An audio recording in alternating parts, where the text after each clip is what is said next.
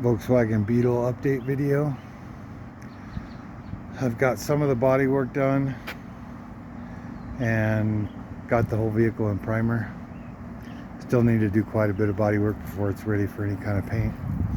But I did get these newer style Beetle Heritage wheels on Facebook Marketplace for pretty cheap, and painted them green because the body is going to be painted green, that lime green.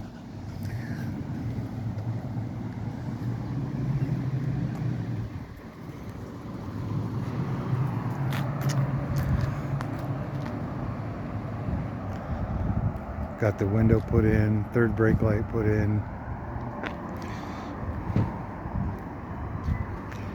Got the tailgate handle latch put in.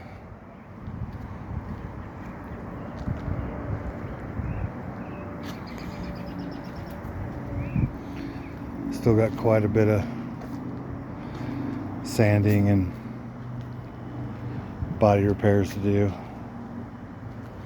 So this will probably be the last update video for a while until I put some color on it, because I've just been daily driving it, picking up parts in it, trying to find time to do body work here and there.